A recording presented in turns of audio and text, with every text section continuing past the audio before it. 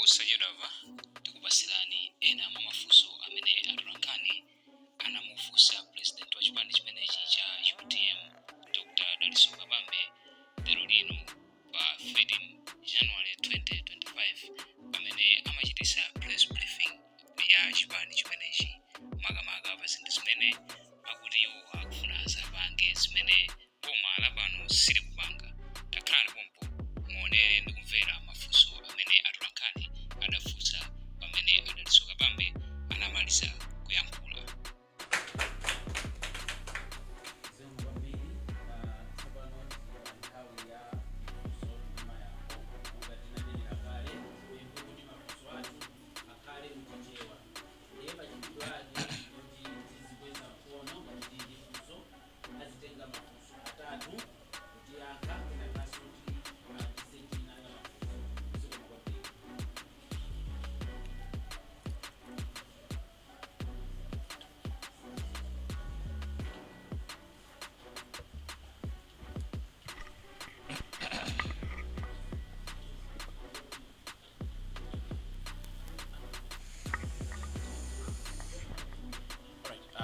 Innocent Mchedwa Nturakano yogera ku Zodiac ndi mafunso angapo awiri in fact.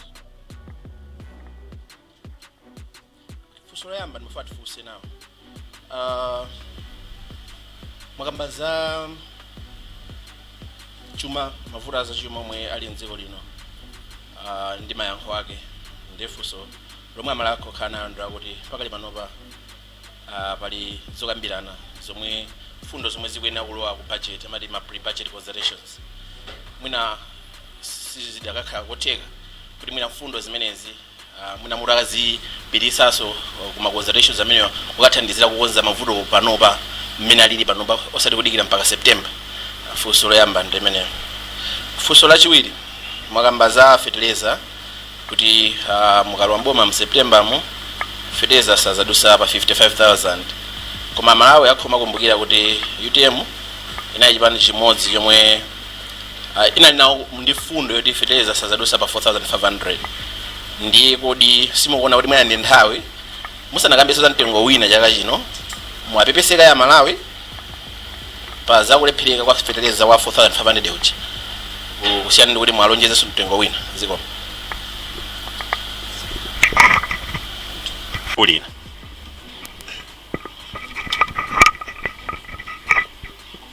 Alright, ine ndi Robert Mbetewa kuchokera ku Wireless Yamichi. Funso langa ndi makamaka likukhuza kwambiri pa nkhani ya zachuma imene mwafotokoza kuti dziko lino likulephera kutukuka kamba ka ngongole zimene tili nazo padakali pano. Ngati UTM italowa mboma kuyambira pa 16 September kupita kusogoloko muzayika ndondomeko zanji zofuna kuthana ndi ngongole zimene padakali pano zafika pa mwana wakanaphala. Funso lachiwiri munakamba nkhani yokhuza misalignment ya kwacha potengera ku mabanki ndi misika imene akambirembere panopa akupindula nayo pogwisa ntchito. Mukuona kuti ganizo labwino ndilo gwesa ndalama kuti ilingane ndi mulingo umene uli pa nsika kapena mungalangize kuti pakhale motani kufuna kuonetsa kuti ndalama imene kugulisidwa pa mulingo wa ku banki izigwirizana o kapena kuti mina misikaso imene ndi yosavomerezeka isapezekeretu pofuna kuteteza chuma cha dziko zimwambiri.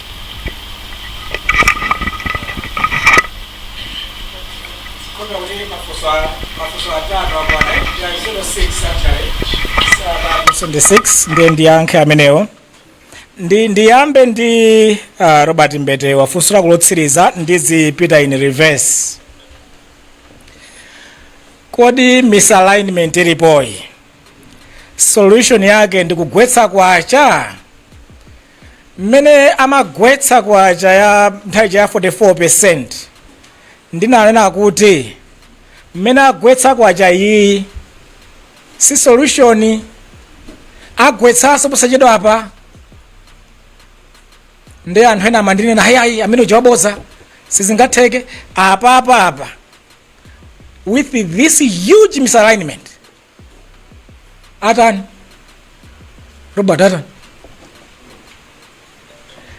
nthaija anayigwetsa ndicho linga choti ayiyandikire parallel rate alami tateremu basi tapanga solve misalignment yachoka. Anapangaso ulendo wina ujatapanga 25%, anapanga 25%, adzapanga 44%, pano panda kwena panga cha kuti afike pa 35. Kugwetsa kwacha is not a solution. Mango panga increase the pain that Malawians are going through. Palibe chanzeru mupanga ino. Kwacha misalignment ndi symptom ya vuto limene lilipo. Pali vuto pa dzikopo, mukakhala ndi tumor chotupa, inu bize mango chisisita chotupacho chisisita, nganga zani sisiteni achisisite, that is not a solution. Bwana mufinye uchotsa zonsezi jande chitupya chichira. Chimene chikuvuta on the forex market nchina kuti demand of forex or foreign exchange is too high compared to supply. Supply ndio chepa kwambiri yopanga generate foreign exchange. Pamene demand ndiye ikulu kwambiri. Ndiye pamene demand yakwera, supply ndio chepa, mtengo wa china chili chonse umakwera. The simple economics. Amina kupanga demand kodi forex ndani boma number 1. Boma account for 60 to 70% of the demand on forex. Ndetu kwa uza boma urasiyani kubwereka ndalama zimakula nzakunja, tachepetsani andu mwagula matexiwa, tachepetsani andu mwalembawa moyo lifestyle we civil servant chili chosina kugula nja kunja. Shoprite apita ukagula KFC, akagula zopa zake kunja, akagula ma fridge master. So moyo wao wonse akugula zinthu kunja, boma also zake zonse zakunja. Nde boma likabwereka ndalama ya kwacha in the domestic economy, my savings, my deposits, I want, and the pump that 1 trillion kukagulira zakunja, that is equal to 3 months of import cover. Aipanga wipe out yonse woka. Nde demand ya dollar ya forex on the market number 1 consumer boma. Solution sikugwetsa kwacha. And yet forex yochepa ija amene apanga generate alimi afoja, alimi antedza ashawa, alimi athonje.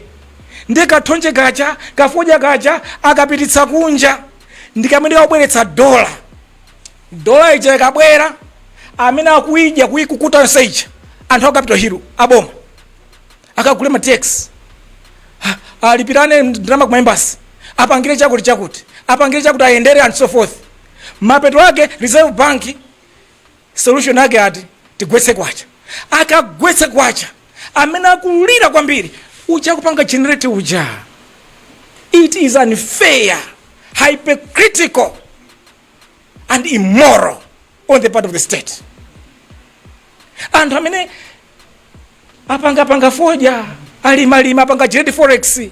Mamo di forex jekankuda fertilizer wao akale pa mtengo wabwino. Lero fertilizer apanga land on a very very high price, penalizing the same farmers that produce the little forex and yet eaten by people in Capitol Hill. Ndiye aja nyambita. Actually iwe ndine utipita kuje bank tikasake forex. Iwo aja akapita immediately ituluka. Chiri simena afuna agule ituluka kuma wina watu wa business afuna apange business akagule mankhwala kunja wa pharmacy sampatsa forex. Kuma aboma mina akuyendera akupangira chani akapatsa there and then on the spot forex. Akuja forex ndiena, akupeza forex ndiena. The private sector imene imati thandizire kupeza forex, it's denied forex kuti ikapeze ma raw materials to run their businesses. Kugwetsa kwacha, let me repeat, it's not a solution. Ndipo ifeyo a UTM tikalwa mboma sitiza gwetsa kwacha over 5 years period. Actually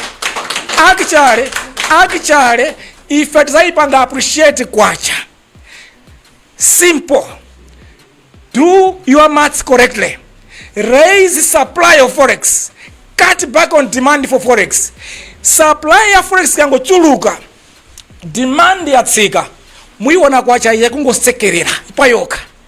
muiona kwacha ija muli 3 months 6 months of import cover muli $dollars okokanthe iko mukusowa kwacha. What do? You appreciate.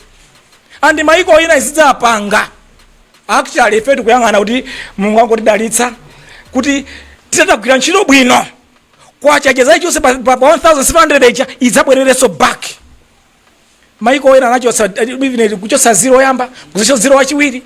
Ifeo tilakhala ndi huge excess supply of forex. Tikuti tisapanga invest in mining, mines 10. Tisapanga invest in tourism, 500 billion kwa chaka in tourism. Idza libwetsera ndalama. Tisapanga invest in manufacturing, 500 billion chaka in manufacturing. Tisapanga overhaul agriculture. Tisapanga produce zambi, tisapanga invest 500 billion kwa every in agriculture and value addition. Tidza tulutsa zambiri zopita kunja as we get forex yambiri.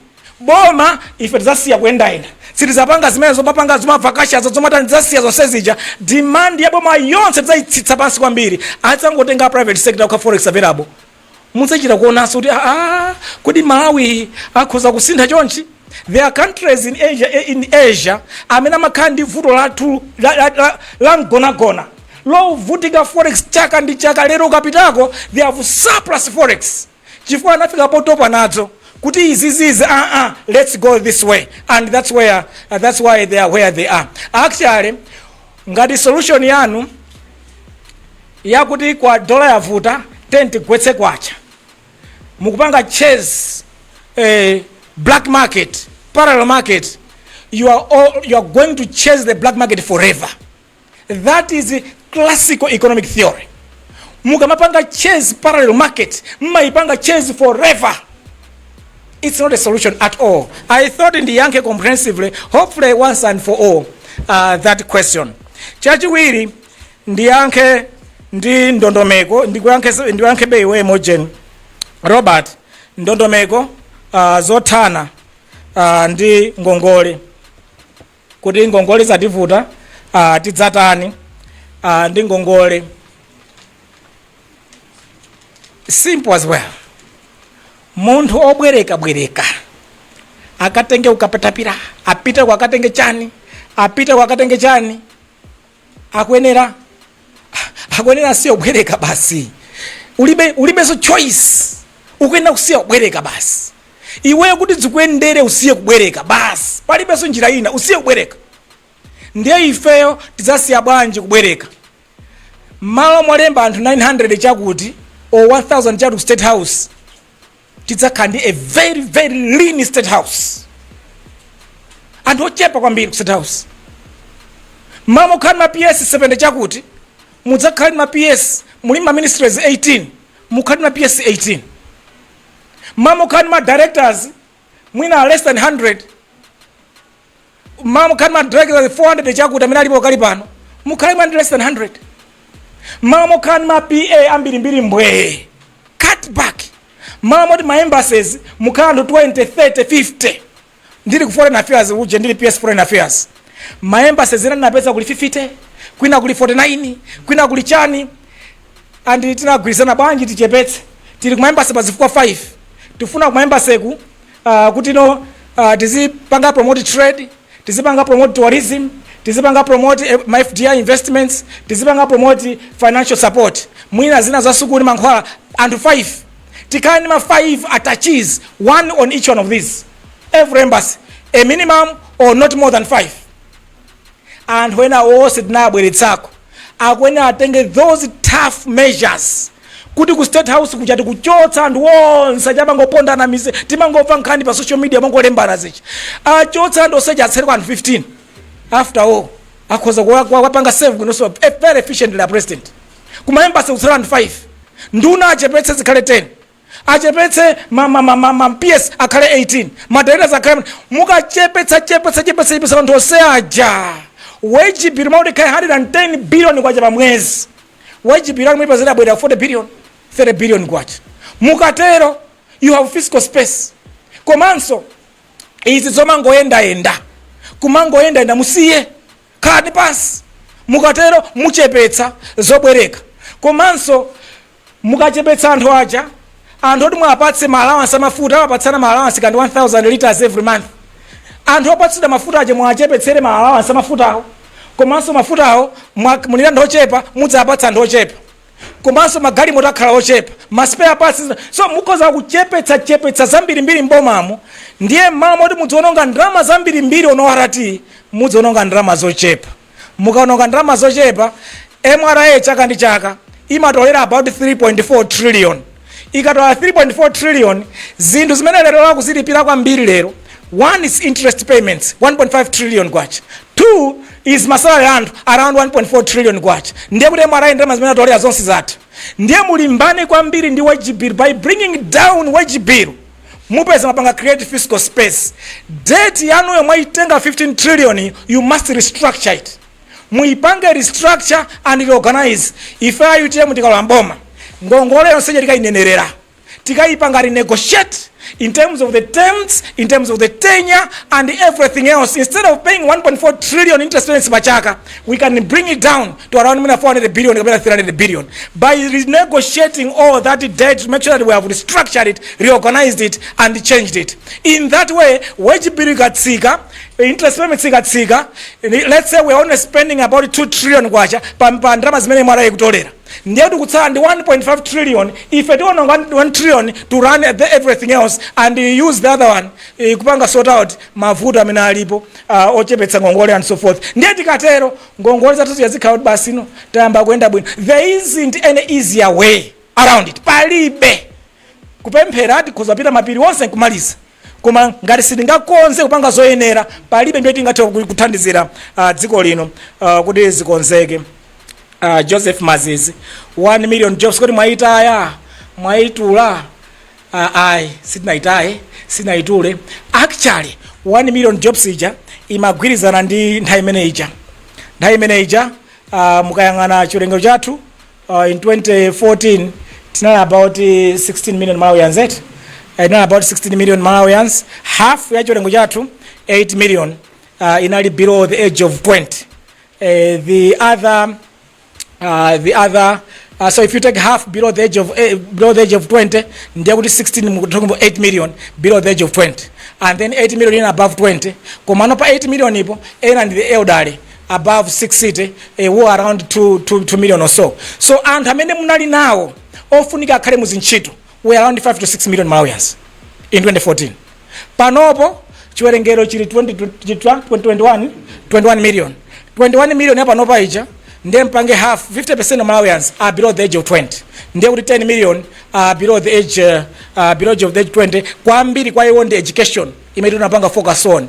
And then another 2 million above 60. Ndiye kuti ndi about 8 to 9 million Malawians amene sali pa ntchito. So each 1 million jobs panopa singagwire. Chifukwa you have 8 to 9 million people that need employment. Over 5-year period, you need to make sure that aliyense akhale pa ntchito. If it's tikuyang'ana za 1 million jobs pa ujeni, tikuyang'ana za full employment. Every Malawian oyenera kugwira ntchito akhale mu ntchito. How are we going to achieve that? How are we going to achieve that? That's why I take a program where tizapange finance overhauling of our agriculture system. Kuna kuti tikapanga finance 500 billion kwacha annual in agriculture, ndiye kuti amene akulima tonje alitenge tonje into ginning factories, into spinning, into cloth making, into export of ma uniform zinazotero, akuchipatala amasukulu, asirikali, police ndenotero. If we do that, invest seriously in agriculture, mega farms, irrigation and the production of rice, production of pulses, ndima factories, ma ginning factories, ma factories or ma canning factories, opanga ma fruits ose country wide kunkhata beo nimalo ena sila tikapanga invest seriously in agriculture, we will create thousands and thousands, hundreds of thousands of jobs in there. Ma factory on stage and so forth. Anyamata ndasungwa nakagwira ntchito mene munji migodi 10 tikwine nayi ntchito zakhala mbwe zakuti anthu azikagwira ntchito migodi imene ijayo. Komanso once you set up a migodi, a mine, like kwayelekera kuti munaona ujeni Joseph, you set up a mine, pamakhala ma allied business ambiri mbiri upward and downstream businesses mabwera mene pacha. Ndiye kuti ma business akula on all these mines pambali polemba ntchito mine acha komanso anthu ambiri apeza ntchito around the mining activities. Tidzalemba anthu ambiri mene tourism tikazoika ko 500 billion kwa chaka ndi chaka. Tikaika mene 500 billion chaka ndi chaka kumene kuchako zithandiza nawo kuti all coastline ya Lake Malawi tikhale ndi better facilities zoti tipanga attract anthu amene adzapanga pochita tourism here. Timana za Likoma want to turn into a paradise of Malawi. Kumene kujako 100 billion every mutumza kulikoma every year. That Likoma is simply going to turn in yoma kumaza panga maukwata chinyamata atu wa majenziwa azikapangira ukwatoa kumene kujako. Fyo kuzakama state of the art hotels and nice places and an airport there kuti anthu azikangopanga land straight and so forth. Zimeje tikapanga invest seriously in tourism 500 billion kwacha every year. We are going to turn around that sector completely. Cape Maclear, Kandi Mwanje Mountain, Kandi Chani, Kosekuja kusindako, manufacturing tikumangonena pakama. Higher ATM, but we are not serious with resources in the sectors. These sectors needs a lot of resources. Tikeko ndalama zokwani na manufacturing tukamba zoti area 55 ija tipange 10 into a production zone, tipange 10 Blantyre Lilongwe mmene anapangira ma president ambuyo kukani Makata kukani Kanengo tibwerezenso zimene ziyazo big factory sites tizipanga mene kuja electronic gadgets tizipanga mene kuja building of cars and so forth, ma cell phones and zina zotero tikapanga zonse zija zithandiza ntchito zikhale all over the country. Mwa pesa nzathu akunja amalawi amala tawa nziko losa ntchito adzibwerera mwamwe kugwira ntchito migodi ya ku Tanzania ku Zambia ku South Africa abwera adzagwira migodi yathu kuno before tizayisinda dziko lathu lidzakhalenso dziko labwino. So siri ukambaso za 1 million jobs pano pakali pano tukamba za full employment. Malawi aliyense amene angafuna kukhala pa ntchito adzakhale pa ntchito. Actually microeconomics makhala economy yapa munthu yapa banja yapa business. Imene microeconomics imene ndimene for tipange turn around. Munthu aliyense akamagwira ntchito 8 hours and above ntchito imene kumpatsa ndalama zomukwanira ndi zomuyenera ndiye kuti in terms of microeconomy yeuja tamukonzera permanently. Mamudu adzipatsirwa zinthu aliyense wina akhala pa ntchito wina akhala pa business wenda bwino wina akhala pa chani aliyense umphawi wayo uchoka aliyense ubwino wake onekera aliyense apita patsogolo. Ndeti yang'ane kwambiri za Malawi wina aliyense paliponse aliye pacha komanso iyi nkhani yoti 100 billion kwacha 100 billion kwacha district iliyonse zithandiza nawo kuti district iliyonse tiyipange reorganize mmene US muja mmene UK muja kuti ma districts azipangana compete in terms of development. Mmene apangira compete ma states aku United States aja ali wonse akupanga na compete in their own right. Kunonso ku Malawi Chitipa izapanga compete ndi Karonga izapanga compete ndi Chiradzulu and so forth.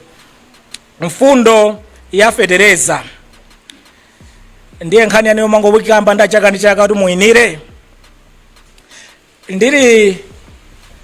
ndiri ntango yamba mene ntchito mboma 1998 anandilemba ngati planner economist ku agriculture freshman ndangochoka meno school napita ku agriculture kuka yamba ntchito ku agriculture as a freshman.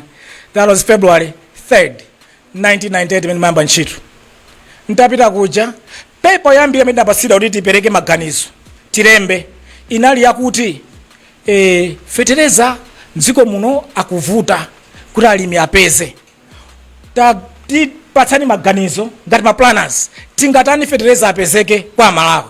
Tinalemba mapepa za awiri. Pepa yoyambirira tinalemba tinkaicha kuti startup pack program kuti ziyambika startup pack ineyo nali modzi mwa anthu amene tinalemba startup pack program document yoyambirira kupanga submit adu sa process pana ku cabinet mpaka na his excellency Rabeki Musa ipanga approve tende panga zimenezi. Komanso tinapanga program yamati agriculture investment productivity program APIP yota alimazipeza fetereza pangongole imene ijaso tinailemba nthawi imene jayo andi ineyo ninasankhidwa nthawi imene ndili kamwana ku agriculture aranisangazi ngo project manager yoyambirira wa APIP project kuti tikonze ulimi wathu tifune tisafune nthaka yathu inaguga tipeze solution ya fetereza mdziko muno nutrients level tipeze solution. Kaya ikhala nkhani ya ndale kasiya ndale koma fetereza kuti ifeyo kuti ulimi utiyendere especially wachimanga pakwena papezeke fetereza papezeke nzeru yakuti fetereza ateke nde ife tikhoza kuchoka kundaliko ndakubwetsani ku professional kuti professional. By the way, agriculture yanga degree yanga yambirira ina agriculture economics ndiye ulimihu tikwina tikonze koma kuti tikonze ulimi wathu uyende bwino mayi muno wazakudya kuti tizikhala chimanga chokwanira. First and foremost tikonze zinthu zitatu: fetereza, tikonze moisture, ndiye tikonze kulima zinthu zoyenera mmaloyenera pambali pa advisory services and so forth. Zinthu zitatu izi tiyango zikonza agriculture athu ulimi wathu takonza.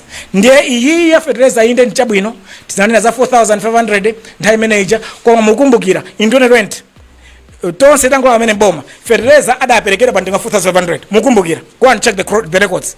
Uina chilango pangiro chaka chimodzi chokha koma the following year basi no titayikira pambali tayikira pa bench mukuzidziwa inu ndina Malawi tayikira pa bench mmene akira pa bench zinamba kupita mmene zikupitirako so much so that today it's full MCP government ndi mmene kupanga izizi. It's no longer UTM government in place. Ife ya UTM tukunena zathu pano komanso ineso ndine modza wa iwo amene ndili professional ndi makonda okhala ndi mbali imene andale amakonda kunena zabodza samazikwaniritsa.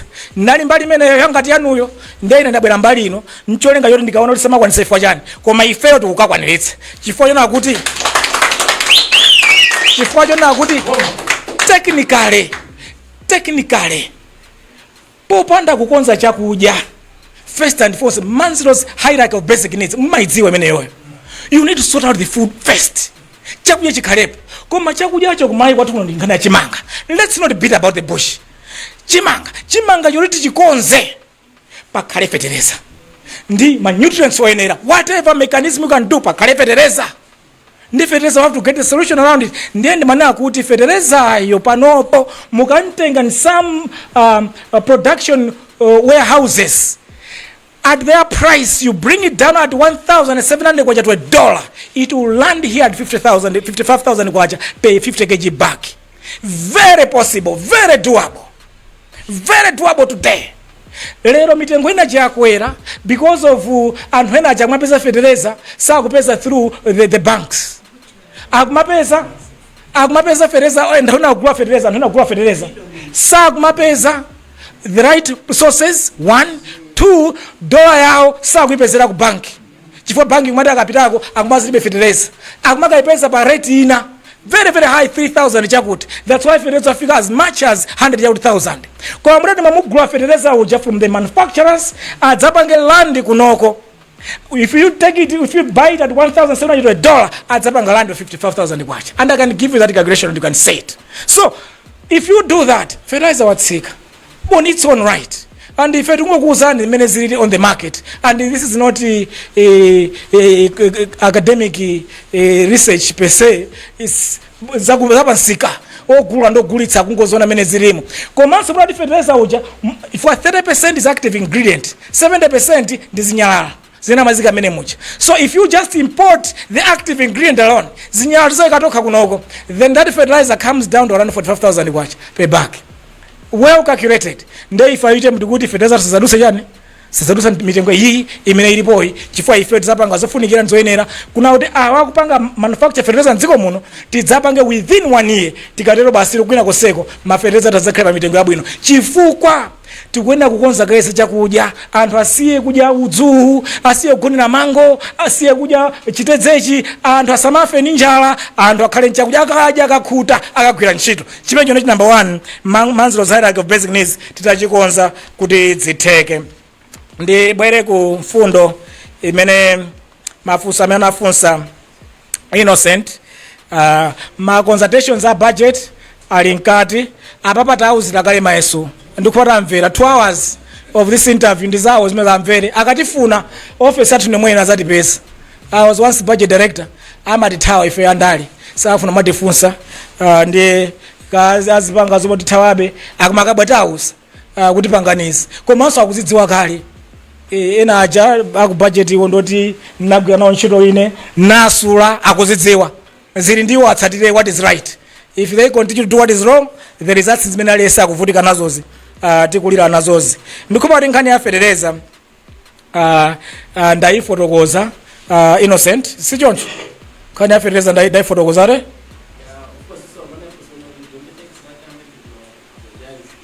iya indakuza na kuti first year ya tonse government in 2020 fertilizer anafika 4500 ndipo anthu andafertilizer nalambiri mbiri koma it was only one season and chaka chimene tinakolola kwambiri kenako atika pa bench oyimba okhala pa uje satani wapakali ya satani ndiye ife UTM takhala tili pakali ya anthu yonseyi itimango aona amene akuchitira mdati ayi akuti they will do it in MCP way. So MCP way nimene kuchitikai ndimeta ionerai ndeife there's no need and reason to apologize because what we said was right and we maintain it and that's what we're going to do. Tikakauti ifeyo ndameti kutenga boma September 1 ndikoza kulandira mafunso ena.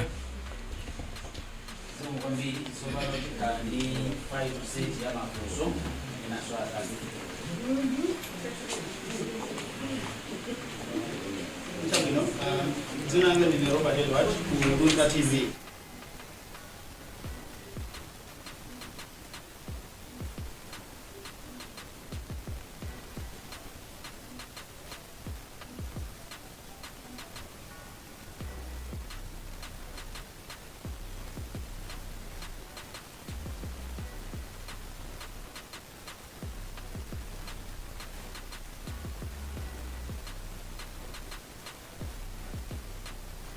Auzi ya Malawi kuti mukazati malo wa mboma mutati malo wa mboma zimenezo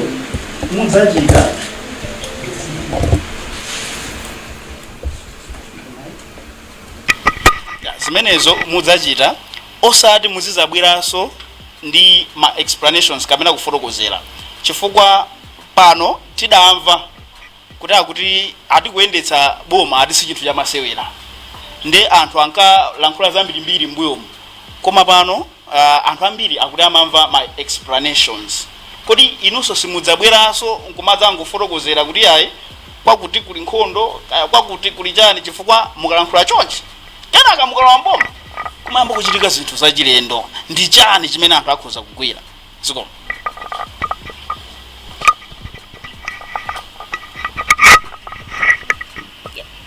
Ine ndi Innocent kumchedwa wa Zodiac.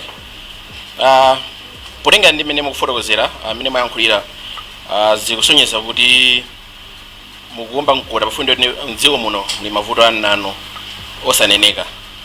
Ndiye funso lomwe Amalawi ali nalo kuti kodi mavuto amenewo amene mukuti ndi ochulukawa zautenga nthawi itali bwanji kuti muthane nawo. Funso lachiwiri ndi lakuti pa nkhani ya forex ena mavuto ndi nkhani ya forex ndifundo iti okay ndimene ndi njira zake zitizo zomwe pano basi zikuchitika zomwe zizapangisa kuti bwina dziko lino likhale ndi forex ochuluka muyandekeze pomwe.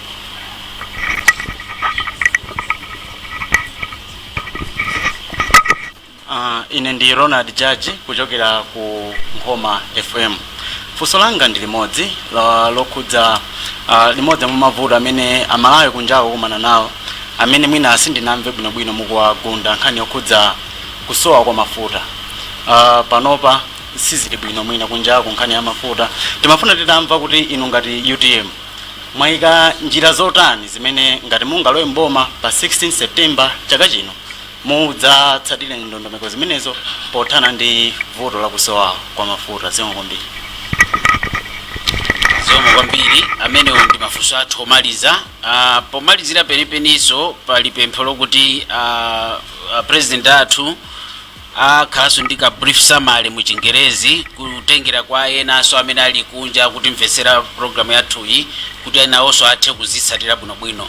Ndiye mafunso amalizira pamene pati ngoti yoti ayankhe akamaliza kuyankha ndiye kuti unati pasaka brief summary kazonse zimene zafotokozeredwa pano. Zikomo kwambiri.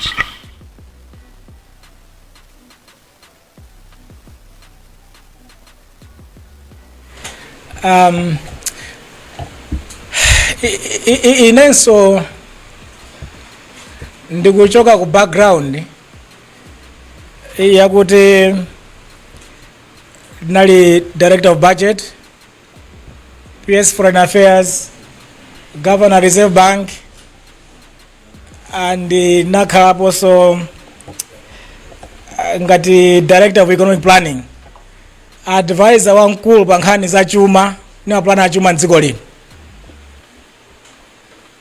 Ineyonso ndimakhala frustrated nthawi zina pereka upangiriwu kuona kuti upangiri chasukutheka yayi, pereka upangiriwu kuona kuti upangiri chasukutheka yayi. N'chifukwa chake nachoka kuma stand ndikuvala makaka. Edward join us. Alipo ma professionals ambiri mdziko muno amene ali ophunzira kwambiri, ali muzintchito zosiyanasiyana dziko la Malawi ndi kunja kwa Malawi, amene who wishes this country well, amangokhala m'mastand ndikumangodandaula sizikuyenda sizikutheka sizikutani, iwe tachinyapo walephera penalty sumatha kumangotinena. Join us. September kuli masankho, general election, councillor, MP, president. Bwerani makosana, nthawi yoloza na chala zatha, samangoloza chala andale wambo